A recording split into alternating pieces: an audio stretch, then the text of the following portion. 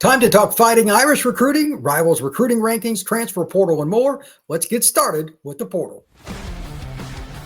Locked On presents The Portal, the daily podcast covering college football recruiting and everything NIL. Part of the Locked On Podcast Network. Your team every day.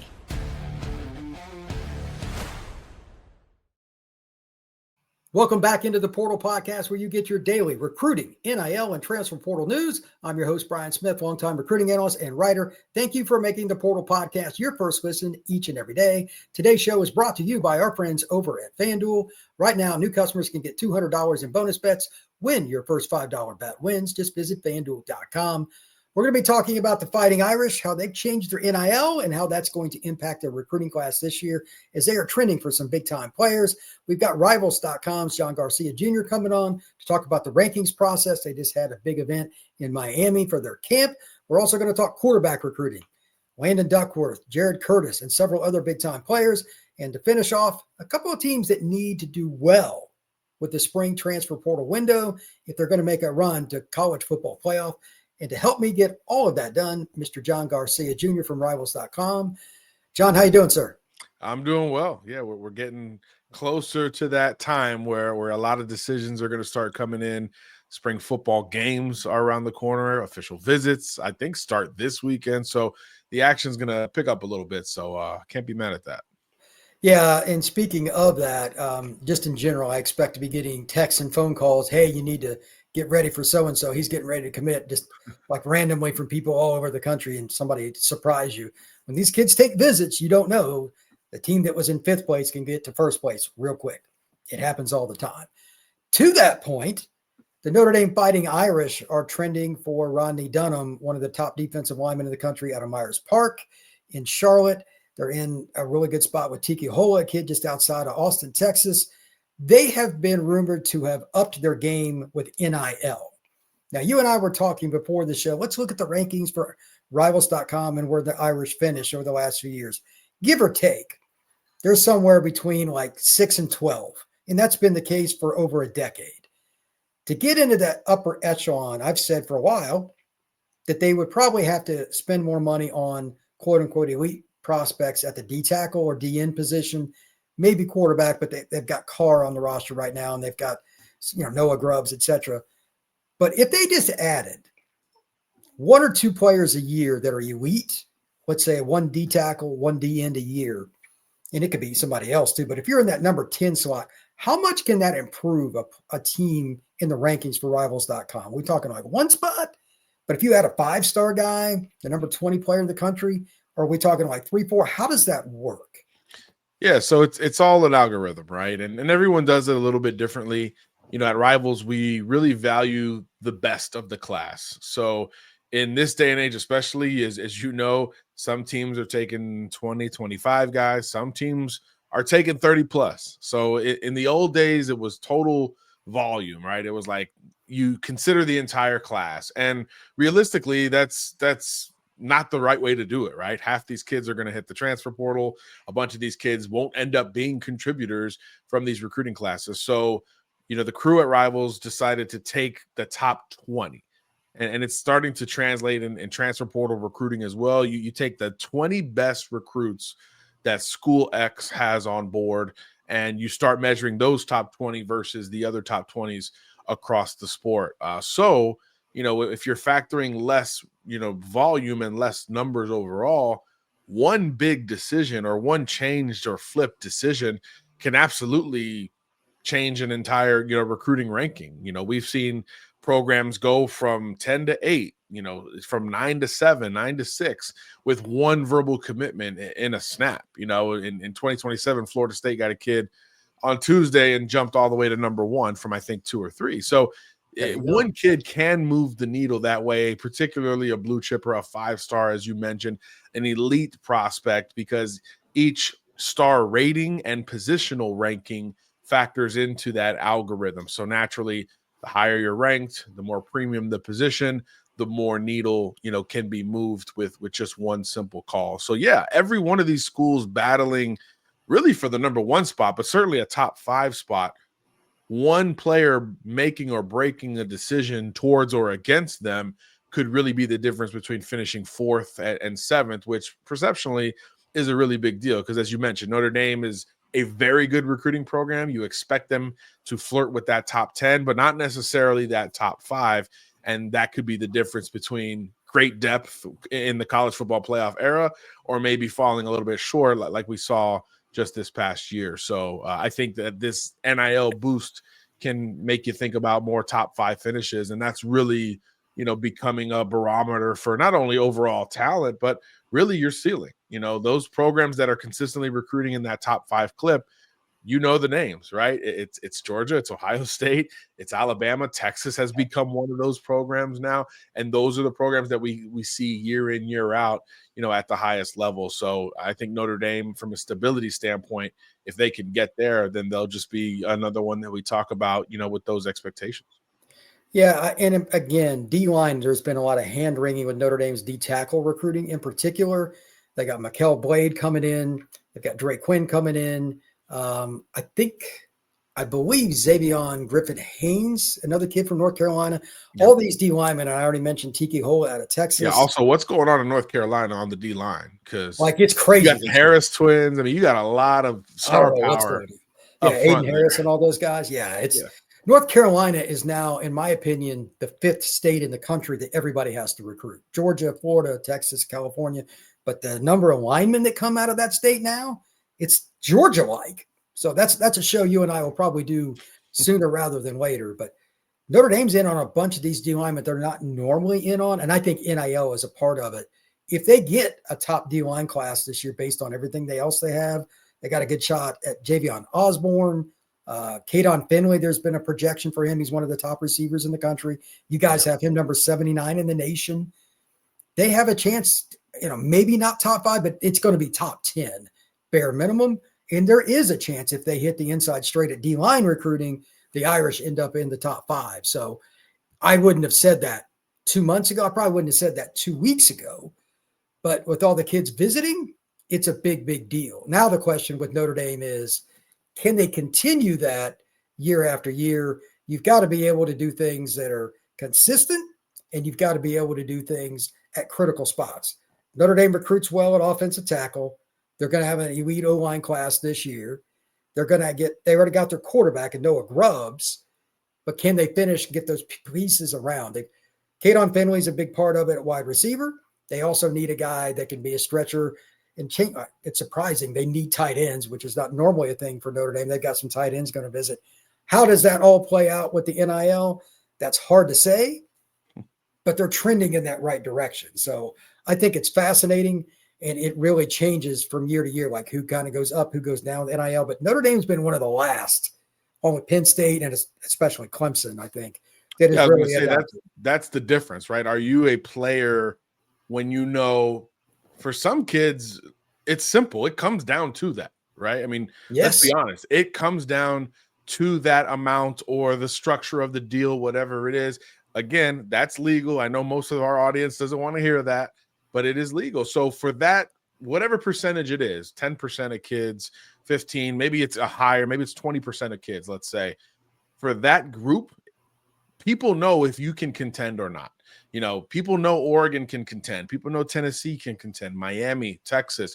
We know these schools can contend for any recruit in the country when it comes to NIL. If Notre Dame moves into that or closer to that group, I think that perception will not only help Notre Dame cast a wider net, but obviously when it comes to closing time, when we get to December, that can help ND get over the hump because obviously there's so many other advantages with that program, the independence, the degree, the prestige, the recent pedigree, all of those things that are kind of obvious. If you now throw NIL and some true capabilities in there with NIL, now all of a sudden you're talking about, again, a team that we would start to expect, a little bit more top 5 finishes from. And again, that hasn't been the case with the Irish.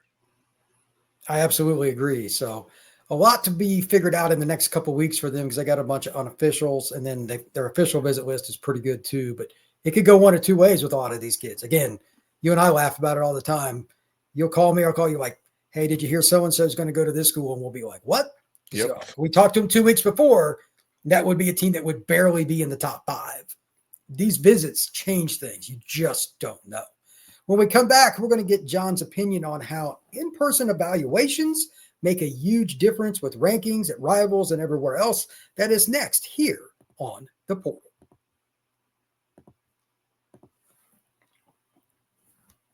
Daylight savings has snuck up on us again, and if you're feeling the lost hour of sleep, 5-Hour Energy has your back. The extra sunshine means a lot more time for fun, but sometimes you need a little extra boost to power you through your day.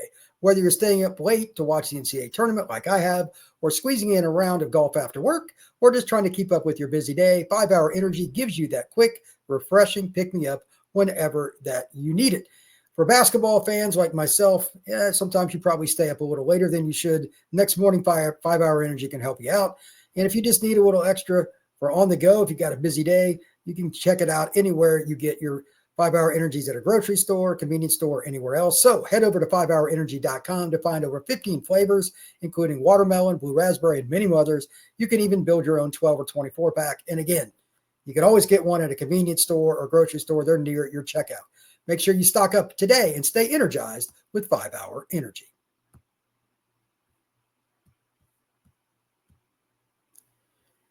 Rivals.com recruiting rankings. I get asked this all the time, and I know you do too, and it's not an easy conversation for a lot of kids, but they want to know why they're not ranked higher or this or that. Every day. Well, I don't want to ever read your inbox, by the way, because I'm sure some of it we could not publish here. Matter of fact, I know that's true. But more importantly, it's just a simple phrase that I told people forever, but I think it's more important that you say it. It's in-person evaluations. I know that I watch a ton of huddle film, kids on YouTube, transfers, JUCO kids, everything. But there is nothing that overwhelms the eyeball test. Like, it's in front of you watching a kid do, especially for the linemen. We talk about it all the time. We don't get to see high school kids that are good linemen go one-on-one very often at the high school level. Like, I feel sorry for the kids that go against Pepe or Cantwell or something like that. Come on. I mean, they're just going to run over people. But when you're at a Rivals camp, you guys get to see this one-on-one. Jake Cruel killed it at the Rivals camp in Miami. So explain to people why the in-person evaluation weighs so heavy for you guys. Well, it's you can look at the highest of levels, right? What's going on right now? NFL draft in a few weeks. And what are we seeing? Guys not running and testing at their pro days. They didn't do it at the combine. Quarterbacks not throwing at the combine, right? So you have to rely on those true in-person settings that you get because, yeah, I think the politics of it create less opportunities to see these guys first and foremost. And look, football is a sport where, it's anything individual is great. Obviously, we're ranking individual prospects, but when you talk about watching them on a game on a Friday night or at a camp setting, you learn much more than a huddle tape or a couple of clips could suggest. Everybody's highlights look great, right? My high school highlights look pretty good. They could stack up with some of these guys that I have no business, stacking up with. But when you look at the full body of work, you get to see something a little bit different. Wide receivers, how do you respond when it's a running play? Are you blocking? Are you pouting? Are you even coming off the line trying to present a look? Quarterbacks, when you throw that interception or you get sacked, are you cursing out your offensive lineman? Are you rallying your team? How do you respond on the next drive? I mean, there's just certain things, intangibly that you get to find out with the in-person evaluation. And I think on a much more surface level, you get to see how competitive kids are. I mean, I think in this day and age, it's so easy to sit back, right? We just talked about NIL, right? Some of these kids are driving to high school, in $100,000 cars or more, right? Do they feel like they need to go and compete at a camp? They might not. They might feel like they have already, quote unquote, made it. So the only time you're going to get that true evaluation of that type of recruit, and there's a certain quarterback that's trending in that direction, the only time you're going to get it is when you go see him on Friday nights in person, So I just think it just creates so much more of a narrative. And in the evaluation game at any level, high school to college, college to NFL, and beyond, every single element is a data point. You have to consider everything you see, and you can see the most during an in-person evaluation. You know, I think, you know, we talked about the Rivals camp on Sunday in Miami. Great group of O linemen and D linemen. You mentioned Jake Krull, just dominant, right? Defensive line MVP, just, you know, the best pass rushing specialist in the class. I think at this point, he's basically proven that. So he's going up against Mark Matthews, who is an elite 2027 offensive tackle, a guy who is a basketball player. He played some D-line last year before transitioning to OT at the end of the season for St. Thomas. 6'6", 280. I mean, just has the dream frame on the offensive line. Well, Krull got underneath him and put him in the dirt on one of those reps. And after that, Mark Matthews wanted to go against him again. He heard something from his coach. Coach said, hey, you got to stay lower. You got to stay more balanced. Don't anchor so late in the process, or that can happen again. The kid wanted to learn because he's only been playing offensive line for 6 months or so, right? So those are the things that, you know, yeah, I got put on my butt.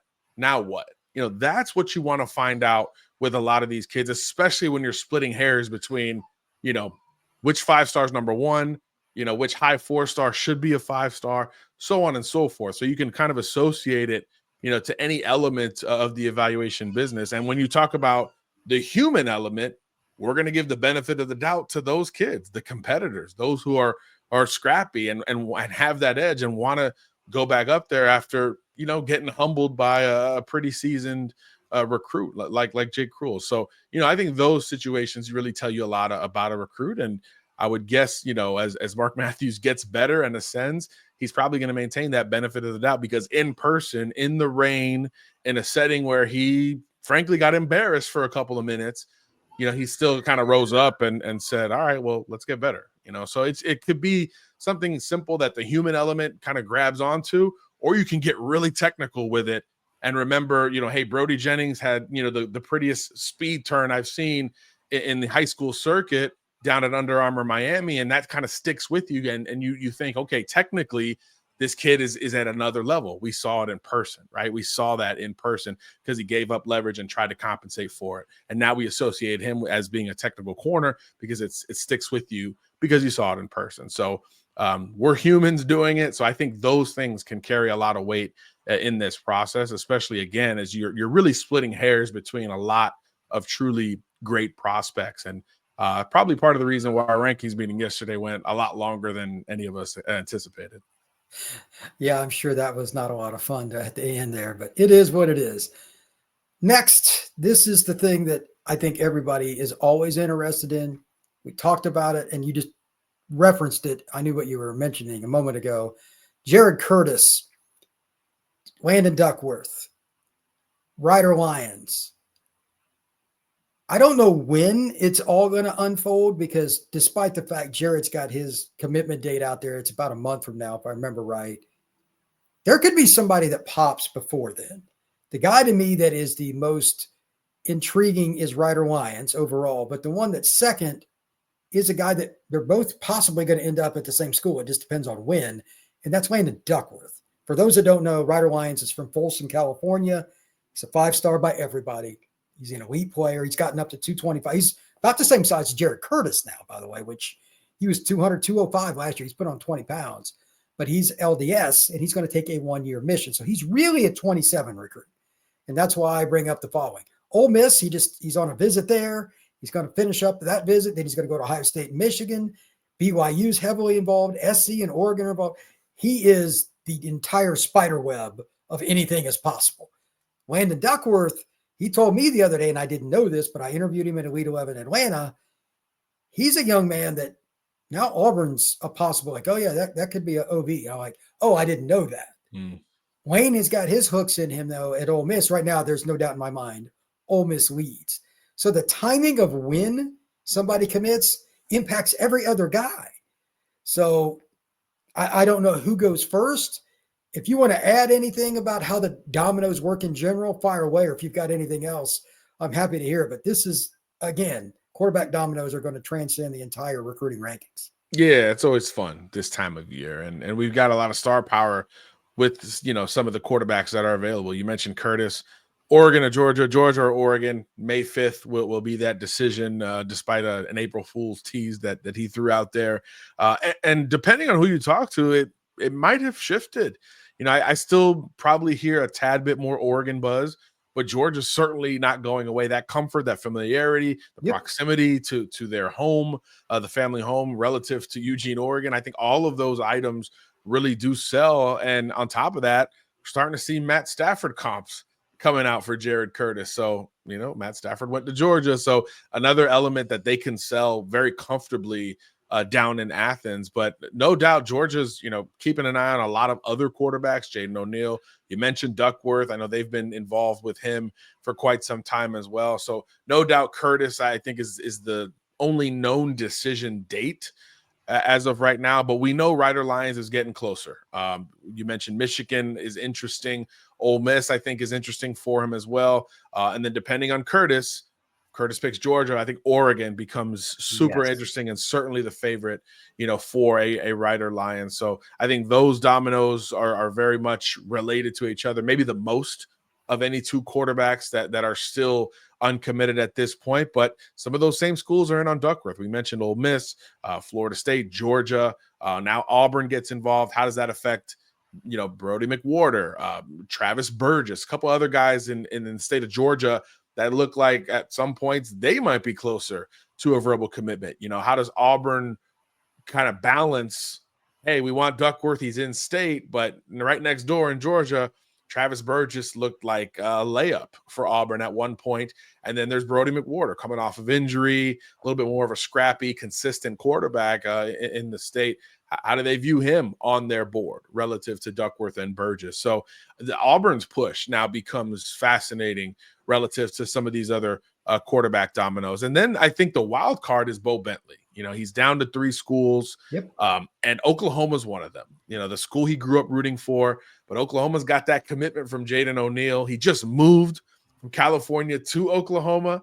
So obviously there was going to be a plan to, hey, let's start assimilating, to the Sooner State right now. But if Oklahoma pushes for Bentley and wins that commitment, naturally you don't expect Jaden O'Neal to remain committed to OU. So again, which other teams get involved there? We've heard Georgia, we've heard Florida State. You're starting to hear the same programs involved trying to get all of their ducks in a row. So Bentley's the wild card. Curtis is known, it's tangible, it's May 5th, and then Lyons might be somewhere in between. We think Duckworth's going to wait a little bit, and then how does that Auburn battery react once those first few dominoes fall? Because they've got 3, legitimate borderline 4-star guys to consider at this stage. So never a dull moment with QB recruiting, but Bowe Bentley being the wild card. If it is Oklahoma, I think that really stirs as much up as Jared Curtis's decision does. Yeah, especially if Georgia has to kind of figure it out and they don't get Curtis. Maybe they get Jaden O'Neal. Like, where does Georgia go? They need a quarterback that makes a dent in this class. So that's a really big one. When we come back, speaking of need, transfer portal, John and I are going to discuss a couple of schools, Miami in particular, Deion at Colorado, and some others that got a hit on the spring window. That is next here on the Portal Podcast. The NCAA tournament is here, and FanDuel is giving you a chance to get in on the action like never before. So make sure you check it out because we're at the Final Four. It's a great one, too, with 4 big-time programs. And right now, new customers can get $200 in bonus bets when your first $5 bet wins. That's $200 to use on everything from buzzer beaters, Cinderella stories, and even who's cutting down the nets. For me, I just like the fact that the elite teams made it, and there is no shortcut here. If you don't play elite basketball, you're in trouble. And while I love the underdog story, it's going to be more about underdog players. Who's going to be the role player that makes a difference? So a player prop, maybe a halftime score, maybe something like that's kind of easy. But speaking of easy, the FanDuel app is really easy to use too. So visit FanDuel.com and get in on the college hoops action all Final Four long.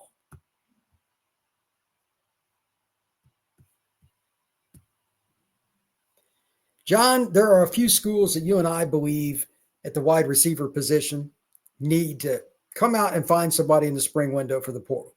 Now, before anybody asks, no, I have no idea who's going to enter the portal, and I'll just go ahead and say it. I think it's more about who's induced. I'm just going to throw it out there. I don't think there's a program in the country that's not cheating in the portal in some way, shape, or form. And I'll get into that more later. But Colorado and Miami in particular, they just like with Dante Wester, and of course, Travis Hunter, Xavier Restrepo, like elite players from those two programs. I'm just going to use them as an example. You can't lose production like that and just quote unquote, like Restrepo in particular. He was money on third downs for Miami last year. Now, I know they had a big time quarterback and so did Colorado, but you got to throw it to somebody that's open or it doesn't matter. Explain to people why one player, especially a school like Colorado, that their roster changes more than anybody's, can make a totally different scenario happen in the fall. If you get a playmaker at wide receiver, again, Colorado, Miami, they're two we're going to use because they definitely need receivers. What's your take on those two?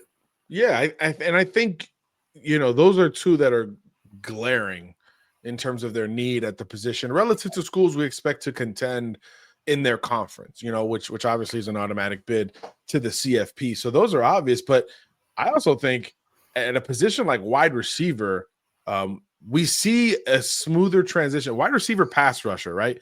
We see smooth transitions from high school to college. So what does that mean when you relative to the portal?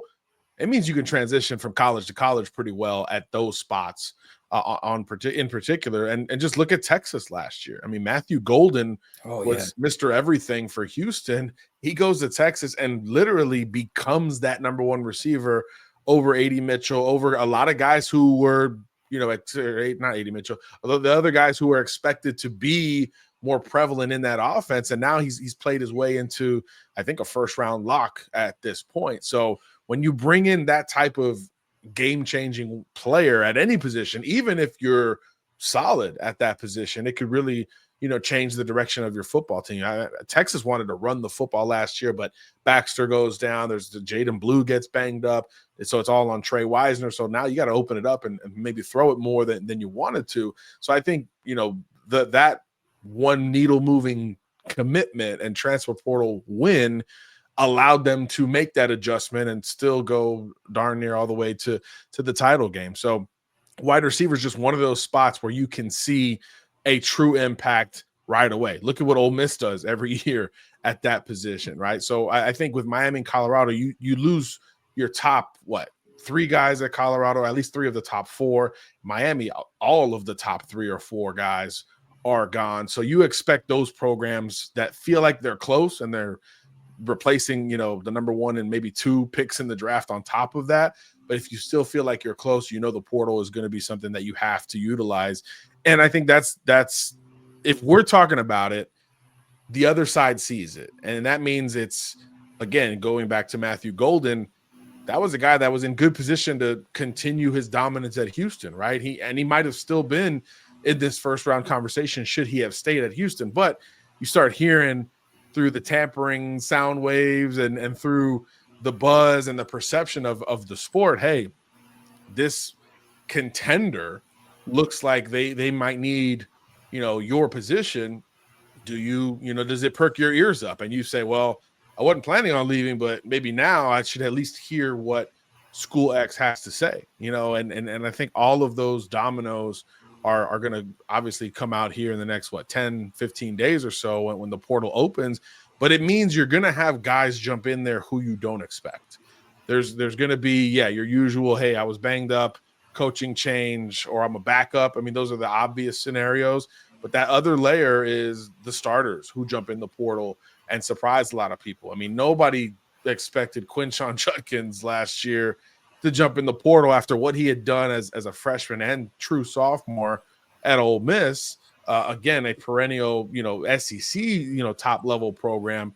But when you have the ability to contend and then you match it with NIL capabilities, which we know Miami, Colorado, these schools, Texas, all have, at their disposal, it just creates a situation where the prospect says, I can do what I've been doing, but I can do it and maybe win more at a higher level with more exposure, which ultimately beyond the NIL, increases my market value. This is a short window sport. We know how violent it is, even with all of the rules that are established to protect these skill guys.